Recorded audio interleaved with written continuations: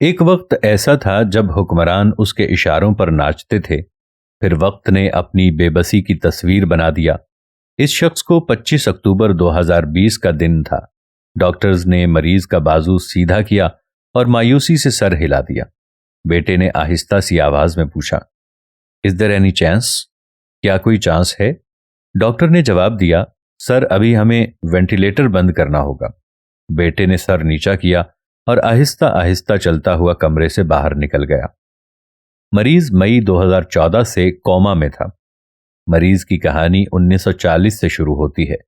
اس کے والد نے جنوبی کوریا کے شہر ٹائکو میں ایک چھوٹی سی کمپنی بنائی۔ کوریائی زبان میں یاد رکھیے 3 ستاروں کو سیمسنگ کہا جاتا ہے۔ قدیم روایات کے مطابق اکٹھے طلوع ہونے والے 3 ستارے کبھی غروب نہیں ہوتے۔ والد لی بیونگ چل نے خوش شگونی کے لیے کمپنی کا نام سیمسنگ رکھ دیا۔ یہ لوگ شروع میں فروٹ اور فروزن فش ایکسپورٹ کیا کرتے تھے۔ دوسری جنگ عظیم کے بعد تعمیر نو شروع ہوئی تو سیمسنگ خوراک سے کنسٹرکشن انڈسٹری میں آ گئی۔ انہوں نے دھڑا دھڑ بلڈنگز، برجز اور سڑکیں بنانا شروع کر دیں۔ لی بیونگ چل نے ان ٹھیکوں میں کروڑوں روپے کمائے۔ یہ سمجھدار آدمی تھے۔ یہ جانتے تھے انسان کو اپنے سارے انڈے ایک ٹوکری میں نہیں رکھنے چاہیے۔ چنانچہ یہ کنسٹرکشن کے ساتھ ساتھ ٹیکسٹائل، فیشن اور الیکٹرانکس کے کاروبار میں چلے گئے۔ گروپ بڑا ہوتا چلا گیا اور لی کنہی لی بیونگ چل کے تیسرے بیٹے تھے۔ یہ ایک کن ذہن اور لاابالی مزاج کا لڑکا تھا۔ پڑھائی میں اس کا دل نہیں لگتا تھا، لیکن والد لی بیونگ چل ہر حال میں انہیں پڑھانا چاہتے تھے۔ اس کا خیال تھا کہ یہ پوری کمپنی کو ڈبو دے گا، اور والد 1987 میں انتقال کر گیا۔ لی کنہی کو مجبوراً کمپنی سنبھالنا پڑی۔ کمپنی اس وقت 34 مختلف شعبوں میں کام کر رہی تھی۔ لیکن کے لیے اگلے 5 سال بہت مشکل تھے۔ یہ اپنے دفتر سے دوسرے دفتر اور دوسرے سے تیسرے کی طرف دوڑتا رہتا تھا، یہاں تک کہ 1993 آ گیا۔ لی کنہی کو اچانک محسوس ہوا کہ ہم بہت زیادہ پروڈکٹس بنا رہے ہیں، جس کی وجہ سے ہم کوالٹی میں مار کھا رہے ہیں، جبکہ ہمارے حریف صرف ایک کام کرتے ہیں اور ان کی پروڈکٹس کو کوالٹی کے طور پر سیمسنگ سے بہت بہتر سمجھا جاتا ہے۔ لی کو محسوس ہوا کہ اگر ہم نے اپنے حریفوں کو کوالٹی میں مار نہ دی تو ہم پٹ جائیں گے۔ سیمسنگ کے لوگوں کو گارنٹی ہونی چاہیے، اور یاد رکھیں یہ میجر شفٹنگ تھی۔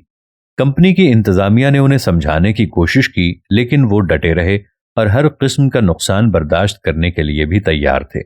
ایگزیکٹوز نے ہار مان لی اور تعداد کی بجائے معیار پر، مطلب کوانٹٹی کی بجائے کوالٹی پر چلے گئے۔ شروع کے سال ان کے لیے بہت مشکل تھے۔ کمپنی کے گودام جو تھے وہ کباڑ خانہ بن چکے تھے۔ مارکیٹ میں سیمسنگ کا انبار لگ گیا۔ لوگ ان کے سائن بورڈ کے قریب سے بھی نہیں گزرتے تھے۔ ڈسٹریبیوٹرز تک بھاگ گئے، مگر یہ پیچھے نہ ہٹے اور 1995 میں ایک طرف کمپنی کا بیڑا غرق ہو گیا اور دوسری طرف لیکیون ہی پر جنوبی کوریا کے صدور توتائمون کو $30 ملین رشوت دینے کا الزام بھی لگ گیا۔ یہ تفتیش، انکوائریاں اور عدالتی مقدمات کا سامنا بھی کرتے رہے۔ سیمسنگ، یاد رکھیے، اس دور ٹیلی ویژن کی انڈسٹری میں آ گیا اور اس کا ٹی وی دیکھتے دیکھتے مارکیٹ لیڈر بن گیا، اور یہ چند ہی ماہ میں پیداوار، معیار اور فروخت میں سونی کو بہت پیچھے چھوڑ گیا۔ یوں کمپنی 2006 میں عالمی معیار کا گارنٹی کارڈ بن گئی اور یہ ہر گھر تک پہنچ گئی۔ لیکن ہی نے 1998 میں اسمارٹ فون کا یونٹ بھی لگا دیا، اور یہ یونٹ گیلیکسی کہلاتا تھا۔ گیلیکسی مارکیٹ میں آیا اور اس نے سب کو پچھاڑ کے رکھ دیا، اور یہ دیکھتے ہی دیکھتے عالمی برانڈ بن گیا، جس کے بعد سیمسنگ $350 بلین کی کمپنی بن گئی۔ لیکن ہی کو فوربس نے 2014 میں دنیا کے 100 بااثر ترین لوگوں کی لسٹ میں شامل بھی کیا ہے، اور یہ کوریا کا امیر ترین شخص بھی بن گیا ہے۔ یہ یاد رکھیے اسٹیٹ سے بھی زیادہ امیر ہو گیا ہے۔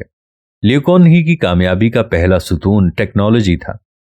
سیمسنگ کا ریسرچ اینڈ ڈیولپمنٹ بہت سٹرونگ تھا، اس لیے اس نے اہل ترین سافٹ ویئر اور ہارڈ ویئر انجینئرز بھرتی کر رکھے تھے، جس کی وجہ سے یہ گروپ پچھلے 10 برس سے مارکیٹ کو لیڈ کر رہا تھا۔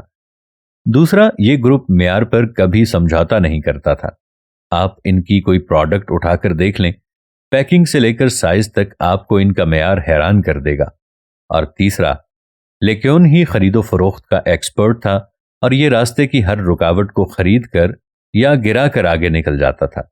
چنانچہ یہ سامنے موجود ہر شخص کو چند لمحوں میں خرید لیا کرتا تھا۔ اس کی یہ عادت اتنی پختہ ہو گئی تھی کہ اس نے آخر میں زندگی کو بھی خریدنے کی کوشش شروع کر دی۔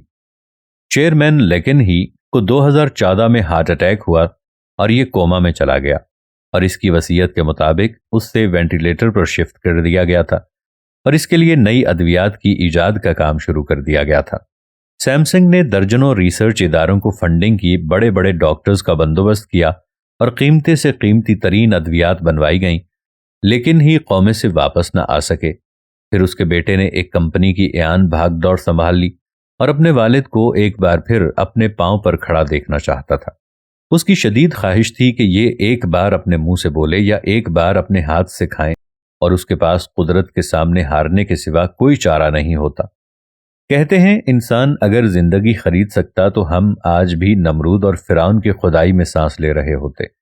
موت وہ امر رہی ہے جس کے ذریعے اللہ لیکن ہی جیسے لوگوں کو یہ پیغام دیتا ہے کہ جاؤ، تم جتنا بھاگ سکتے ہو بھاگ لو، لیکن تم نے آخر میں میرے پاس ہی آنا ہے، میں تمہیں کائنات کے کسی کونے میں چھپنے نہیں دوں گا۔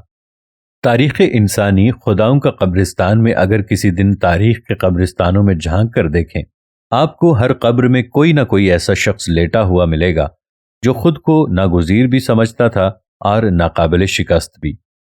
اگر آپ کو اس کہانی سے کچھ سیکھنے کا موقع ملے تو دوسروں کے ساتھ ضرور شیئر کیجیے گا۔